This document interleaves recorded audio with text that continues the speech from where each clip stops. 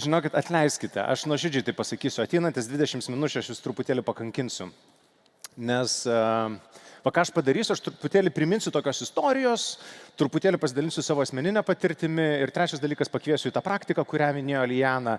Bet prieš tai norėčiau paprašyti, kad ištiestumėt rankas į priekį. Gal kažkas esate tą dalyką darę, gal nesate darę.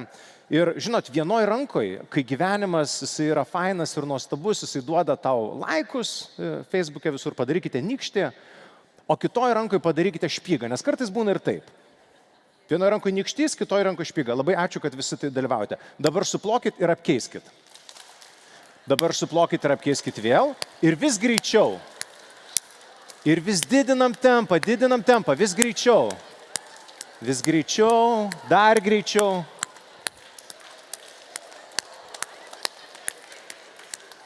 Gerai, stop. Ačiū. Ačiū. Bet... Žiūrėkit, aš jūs truputėlį stebėjau, ar ne? Kiek maždaug laiko užtruko nuo to, kol aš paaiškinau taisyklės ir jūs numetėt rankas ir nebedarėt? Kiek maždaug laiko? 5 sekundės, jo. O žiūrėkit, o jūs negalvojate, kad kai susidurėt su užduotim, kurią darote pirmą kartą ir jums nepavyksta, jūs labai greitai nuleidžiate rankas? Tie. Tai žiūrėkit, aš čia nevaidinsiu kažkokios psichoterapijos, bet tai kažką tik padariau, tikriausia tais laikais viduramžiai, apie kuriuos Lijana minėjo, darė dvaro juokdarys. Jisai sukurtų kažkokį tokį patyrimą, kuriuo metu visi dalyvauja, kažkas patiria emocijas, kažkas tenais kikena, galiai juokiasi, kažkas gavęs dėmesio, ne, aš prieštarauju, aš po 5 minučių vėl pradėjau, ne, kažkas tenais nedarysiu iš tų nesąmonių, čia žinai rimtas seminaras, ką čia vaikiški žaidimėliai. Patiria emocijas ir tada tas juokdarys jisai užduodavo tokį klausimą. Tokį daugiasluoksnį, ne? O jūs negalvojate, kad yra taip ir taip. Tai jūsų reakcija dabar iš karto, taip jūs iš tikrųjų pradėjote daryti. Jokios kritikos. Bet kai eisit namo, pagalvokite apie tai. Tai va, tai tokiam populiariam supratimui juokdarys yra tas, kurios linksmina žmonės. Ne? Mes irgi organizacijose, tas žmogus, kuris tenais bairuojamės į tokį organizacijos juokdarių vadinam. Bet realiai tai buvo tokia labai svarbi rolė, kurią labai dažnai užimdavo žmonės turintys patirties, esantis vyresnio amžiaus, nes jie galėjo daryti ne tik tai, ką Lijana pasakė, sakyti tiesą, bet ir dar kitas kelias funkcijas. Ir čia yra tokie realūs juokdariai. Šitas vyrukas, žinot, kas čia toks, tas karalius per vidurį? Henrikas VIII. Žinot, kaip jisai su moterim elgėsi? Galvas kapojo, teisingai. Žinot, kaip su religija elgėsi? Atsiskyrė ir viską padarė apie savo. Žodžiu, padarė didelius perversmus savo valstybėje ir kai kurių istorikų teigimus tai padarė, nes turėjo 2 labai gerus juokdarius. Ir yra šonuose pavaizduoti, vienas jo patarėjas, išmintingas vyriškis, kita yra moteris. Tai nėra kažkoks kvailelis. Tai yra svarbi rolė. Sename dvare, dvaras tai yra kaip mūsų parlamentas valstybėje arba bet kokio organizacijoje, koks nors valdybos susirinkimas, kur priimami pagrindiniai sprendimai. Ir tenais yra didžiulė hierarchijos atskirtis. Vadovas, Dievo jam duota teisė kurti dalykus, vadovauti žemėje ir jis yra taip toli nuo paprastų žmogelių, kurie bijo, nes bet kada gali atimti turtą, gyvybę, santykius, teisės. Ir šitoj vietoj, kad tas atskirimas išnyktų, kad atsirastų komunikacija, atsiranda tokia rolė. Žmogaus, kuris be statuso, kuris nieko nerizikuoja. Ir būtent dėl to jisai gali sakyti teisybę, gali kelti nepatogius klausimus ir gali reguliuoti temperatūrą. Pavargę truputėlį, ne? Pažaisiu kaip juokdarys, padarysim kažkokį pratimėlį. Pajukianom, visiškai beprasmiška ir tada bum, prasmė gyvenimo. Tai ar tu tikrai pasiduodi, kai būna sunku? O. Pradžiai prieštaravo, dabar jau mąsta. Gerai, ačiū, kad jūs man padedat.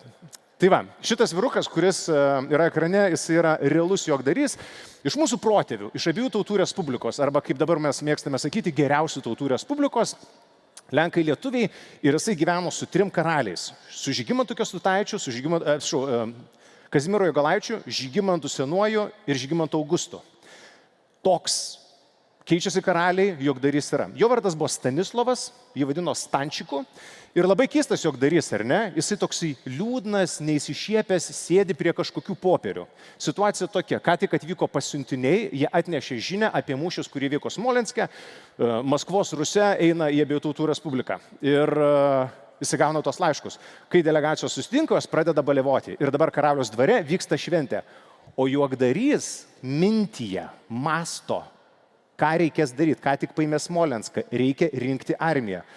Tikriausiai žinote, kad Abiejų tautų Respublikoje armija buvo surinkti sudėtinga. Kaip ir šiais laikais vienoje iš respublikų, renkant tos 4%. Tai irgi padarytų juokdarys. Turėdamas auditoriją, pasakytų kažkokią truputėlį nepatogią tiesą. Ir tada pas mus protas gal tenais vesi, o tai kam apie tai, o koks šis sujungimas? Nu, bet pamastykim, gal pajudėkim. O gal ir nereikia to dalyko. Klausimo kėlimas nepatogaus. Tai juokdarys buvo kritiškai svarbus Viduramžių dvare, jisai turėjo be galo tą svarbią funkciją ir šitas vyrukas, kuris yra ekrane, panašu, kad gero juokdario neturėjo. Žinot, kas čia toks? Garsiau pasakykite, jeigu žinot. Mao, teisingai. Mao Dzedungas, jo. Kinijos liaudės Respublikos tuometinis lyderis, apie kurį visas kultas buvo sukurtas. Ir visai akivaizdu, kad neturėjo juokdario, nes prisidėjo prie vieno tokio tragiško įvykio. Pasivaikščiojo po Kiniją, pažiūrėjo, kaip dirba puikūs Kinijos žmonės, tada pasiklausė Sovietų sąjungo puikiai diegiamų komunistinių pertvarkų ir sako, klausyk, mes per 5 metus galim paimti ir transformuoti valstybę iš agrarinės į industrinę ir pasivyti tuometinius pasaulio lyderius, Jungtinės Amerikos valstijas, Didžiąją Britaniją ir taip toliau ir taip toliau. Ir jisai sėdi, tenais galvoja, kaip tą dalyką padaryti, nuostabus lyderis, įkvėpimas, didelės ambicijos, ar ne, jisai transformuoja savo šalį. Ir jisai daug ten yra įvairių niuansų, apie juos tikrai verta pasidomėti tam, kad suvoktume, kaip kartais per didelės ambicijos ar ėjimas per pokytį gali skausmingai pasibaigti, bet aš tokią vieną siaurą liniją paimsiu. Jisai sugalvoja ir niekas jam neprieštarauja, nes tai yra tiesa jo galvoje, kad per metus galima padvigubinti derlių. Paimkim ryžius ir grūdus ir kas metai, 5 metus vis dvigubinam.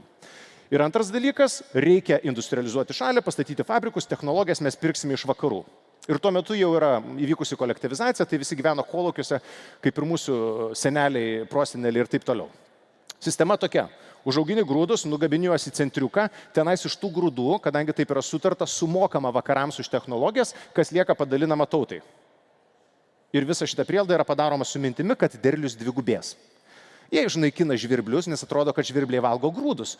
O pagalvoti, kad žvirbliai suvalgo vabzdžius, kurie pakerta stieblius, ant kurių grūdai auga, niekam neteina. Tada yra įvairios nesąmonės su irigaciniam sistemom, su tenais sodinimu ir taip toliau. Long story short, viskas pasibaigia taip, kad sumokama už technologijas vakarams, o kaip pamaitinti tautą, grūdų nebelieka. Ir visa tai pasibaigia didžiausia tragedija žmonijos istorijoje, kuri yra didesnė negu bet kokių karų aukos, nuo 25 iki 40 milijonų žmonių žūsta iš bado praėjusiam amžiui. Jeigu taip pat sukant juostą 70 metų atgal. Na, jums vis dar nuobodu? Ne, jau biški šokiruot, pagazdinti žmonės reikia. Gerai, bet žiūrėkit, aš pabandysiu šitą dalyką apjungti. Grįžkime gal į mūsų šalį. Žinot, kas čia? Pipiras, aštrus pipiras. Bet ką aš darau apie 10-12 metų, tai aš dirbu su vairiom grupėm ir čia prieš 2 mėnesius ta istorija įvyksta, dirbam su lietuviško kapitalo, tokias ilgas tradicijas turinčią kompaniją, vadovų grupę, ten yra jų apie 20-30, mes kalbame apie emocijas, apie rolės, tokia komandos stiprinimo sesija, fantastiškai praeina, mes visi draugiški tokie, diena baigėsi, stovim visi ratu, jau apsukom padėkų ratą, refleksijos ratą, dar kartelį padėkojam visi, nu ir visi tokie laimingi ir stovim. Nu ir stovim toliau ir vienas vyrukas žengia į priekį ir jisai sako, nu gerai, sako, o kas toliau? Ir šitą klausimą jis užduoda ne man kaip seminaro vedėjui, o jis užduoda visai esančiai grupiai. Kas toliau? Ir tokia nemalonintina pakimba, generalinis direktorius žengia į priekį, nu tai dabar eisim, skaniai pavakarieniausim. Visi tai pakrizena. Ne, sako, aš suprantu, bet ką tik mes kalbėjom apie emocijas, apie rolės, atsivėrėm vienas kitam, o ką toliau darom su šitu turiniu? Vėl tokia nepatogi pauzė. Generalinis. Nu, bet žinokit, kai mes pavalgysim, tai tada dar ir išgersim ir bus visiems labai smagu. Nu, tai jisai nepasiduoda tas bičas, ne? Jisai sako, jo, nu, sako, taip, tai suprantu, pavalgysim, laukia vakarėlis, bet va čia mes darėm, kalbėjom apie tą, jisai pakonkretina, o kas toliau yra? Ir tada pradeda ne tik generalinis gezinti, bet ir visa susirinkusi hebra. Nu, tai klausyk, tai kam čia reikia, tai faina buvo, kam čia tu gadini tą nuotaiką? Linksite, ne? Kažkas tokio skamba. Nu. Ir aš iš savo darbo, aš biškai papasakau istorijos, bet aš jaučiu, kad kai mes dirbame su grupėmis, atsiranda tokie žmonės, aš juos vadinu pipirais, nes jie nepatogus. Jie nepatogus man, kaip kažkokios tenais patyrimo vedlių, jie nepatogus kolegoms, nes jie kelia gausybę svarbių klausimų. Ką mes čia veikiam? Apie ką yra šitas procesas? Apie ką yra šita konferencija? Kodėl jūs sėdite čia tiek valandų? Kodėl atėję pasiklausyti ir pagerti išminties, jūs einate ten geriat kaputį ir sakot komplimentus, kad čia rožinė apsirengė, juodai apsirengė, koks fainas kaklaraištis. Nu kam? Kam jūs fotografuojate? Pipirui paguglinti norite? Ar jums labai klausimas? Žiūrėkit, aš fantazuoju, neprimkite nieko asmeniškai, nenoriu, kad jis skambėtų kaip kažkokia kritika, aš tą patį darau. Man tenais fainiau, nes ten yra giminės susirinkimas, o čia jau dirbti reikia.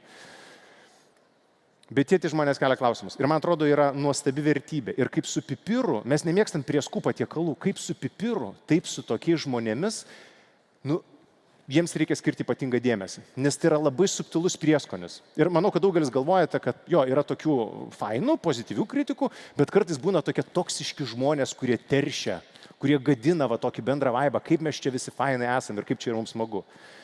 Bet man atrodo, jie yra tas retas, brangus prieskonis. Atsimenat, grįžtam į tuos pačius viduramžius. Prieskoniai 50 kartų buvo vertingesni, kai jie atkeliaudavo tenais iš rytų. Prieskonis pipiras, kuris naudojamas Indijoje. Žinot, dvi pagrindinės funkcijos. Žinot, kodėl pipiras Indijoje naudojamas? Šiaip pipiras ir iš Meksikos. Kaip?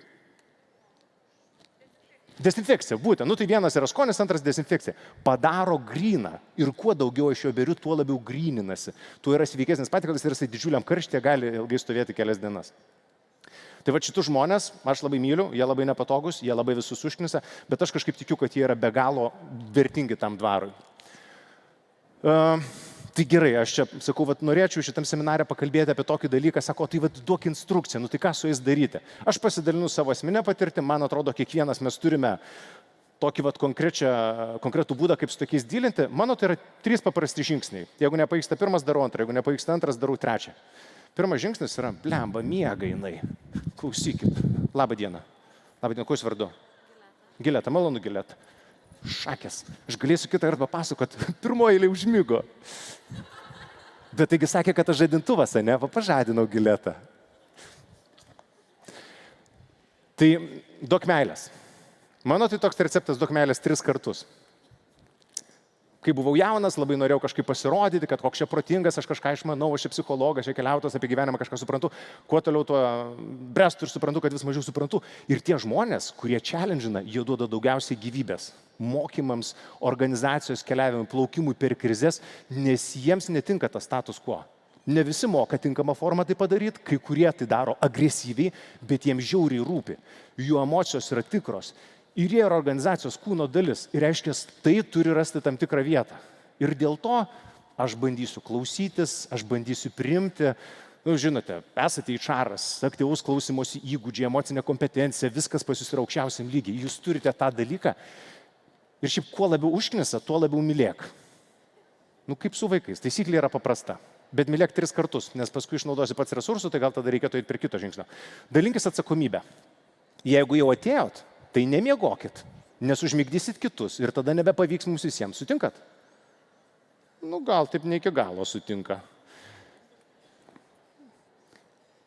Kai tu sakai kritiką, kodėl tai vertinga mums visiems? Ką tu nori pasakyti iš tikrųjų? Ar apie tave, ar apie grupę, ar apie mane? Kas iš čia esančių žmonių galėtų paimti ir rasti geriausią receptą, kaip tos pipirus naudoti? Kas iš čia esančių galėtų Giletą pažadinti? Pasidalinam atsakomybę, nes tai mūsų bendras buvimas, bendras laikas. Mes atėjom, buvom čia, tai kaip dabar padaryti tai maksimaliai kokybiškai?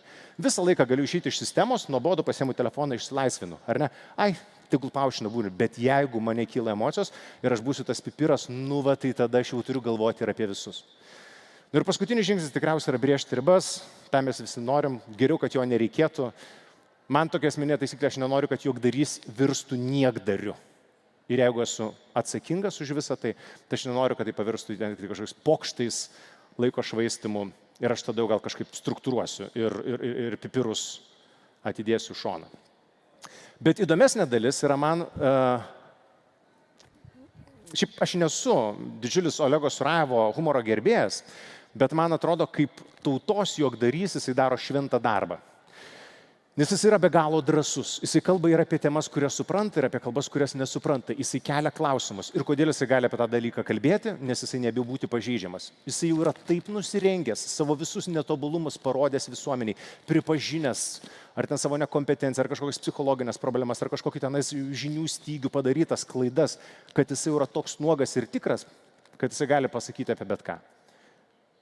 Taip, ten kartais būna radikalu, ten yra kažkokios normavimas, grasinimas teismais ir visa kita, bet jisai dėl savo pažeidžiamumo jisai jau tampa, man atrodo, visai nepažeidžiamas. Žingeidumas, jam įdomus visos sritis, atkreipkite dėmesį, jisai kalba apie politiką, ekonomiką, jisai kalba apie paramą, apie LGBT judėjimą, vyrus, moteris, rolės, verslą, ką tik tai norite, nes jam viskas įdomu.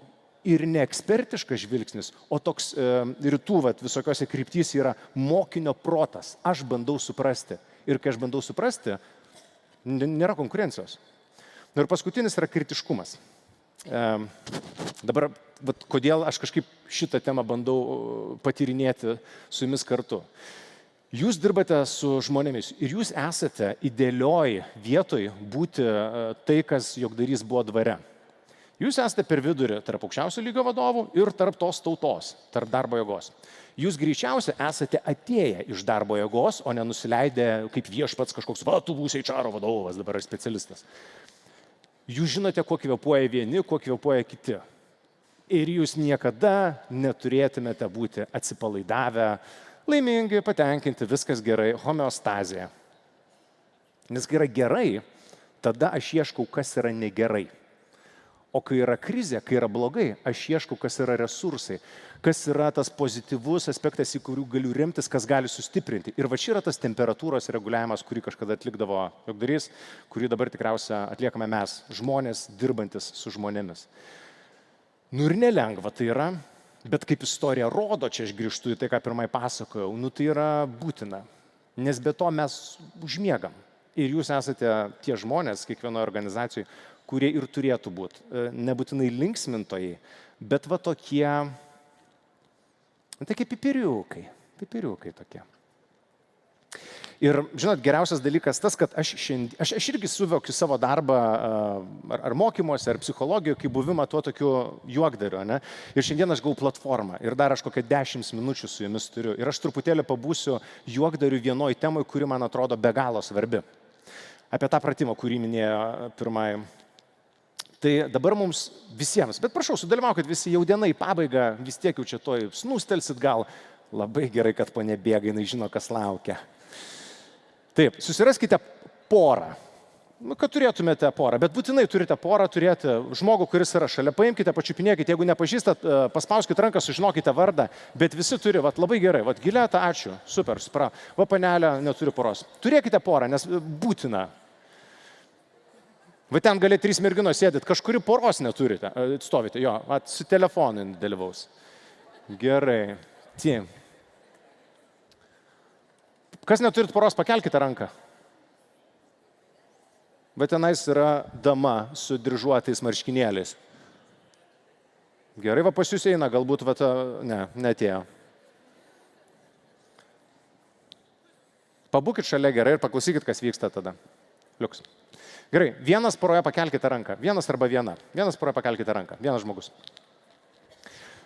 Gerai, tas, kuris pakėlėte ranką, dabar 2 minutės, aš pasakysiu, pradedam ir baigiam. Pasisuksite į partnerį ir uždavinėsite vieną vienintelį klausimą. Vieną klausimą ir viskas, nieko daugiau. Vienas ir tas pats klausimas. Tik, žiūrėkit, čia labai svarbi instrukcija. Kai uždavinėsite, galite rankas nuleisti, ačiū. Kai uždavinėsite klausimą, klausimas labai paprastas. Klausimas yra toksai. 3 žodžiai. Kas tu esi? Tas, kuris pakėlė ranką, dar nedarykite kol kas nieko. Tas, kuris pakėlėte ranką, užduoda klausimą partneriui. Kas tu esi? Be jokių iškraipimų. O kas tu iš tikrųjų esi? O kas tu dar esi? Ne, be nieko. Tiesiog, kas tu esi? 3 žodžiai. Tas žmogus, kuris nepakėlė rankos ir atsakinėja klausimą, jisai atsako taip, kaip jaučia tą akimirką. Kas tu esi? Psichologas. Tas žmogus, kuris uždavinėjo klausimą, išgirsta, ne? Ok, nieko nekomentuoju ir tada vėl klausiu, kas tu esi? Tas žmogus vėl pasveria ir atsako taip, kaip nori. 2 minutės vienas klausinėja, 2 minutės kitas atsakinėja. Jeigu taisyklės aiškios, parodykit OK. Žinot, kodėl ne šitas? Nes kai nardai, tai šitas reiškia trūksta oro kylam į viršų. O čia yra ok. Taigi visi zoom'e buvom kurį laiką, ne? Gerai, tas, kuris pakelite ranką, kas tu esi, tas, kuris atsakinė taip, kaip jaučiate. Norėsit pasirodyti, norėkit pasirodyti. Tai va, 2 minutės prasideda dabar.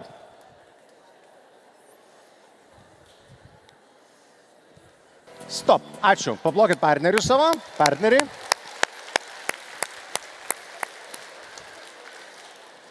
Žiūrėkit, aš čia stoviu ant scenos. Kaip manot, kiek žmonių man parodė? Aš suprantu, ten daug dalykų vyksta. Bet kad kažką mes taip patirtume, ne tik paklausytume. Apsikeiskime rolėmis ir dabar tie, kurie atsakinėjote, tampate klausinėtojais. Vienas ir tas pats klausimas. Kas tu esi? Žmogus atsako, išgirskite, nekomentuokite ir vėl užduokite klausimą. Kas tu esi? Dabar, atsiprašau, dar tokį disclaimerį uždėsiu. Tie, kurie dabar atsakinėsite, nieko tokio, jeigu pakartosite tai, ką išgirdote, jeigu jūs tai esate. Bet pabandykite kalbėti apie save. Kas aš esu? Kas aš esu? Apsikeičiam rolėm, 2 minutės, važiuojam dabar. Ačiū. Paplokit partneriui, padėkokit.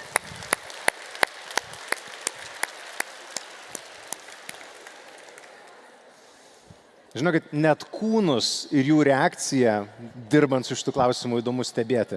Bet ką atradote, tą atradote, tik, vis tiek, kadangi čia apie juokdarius, truputėlį, ištieskit rankas dar kartą į priekį, visi. Nekartosim dalykų, juokdariai nekartoja bairių, geri juokdariai nekartoja. Gerai, suplokit, nežiovokit, tiesiog suplokit viskas. Apverskite delnais į išorę ir dešinė ranka eina per viršų ir sukryžiuojat pirštus. Visi pirštai sukryžiuoti tvirtai, smiliai tik tai ištiesti ir labai svarbu, kad dešinys nykštys, tai pajauskite, nes susikryžiavę būtų iš apačios dešinys nykštys. Jo. Gerai. Dabar smiliais suplojat, kitų pirštų nejudinat ir atverčiat rankas.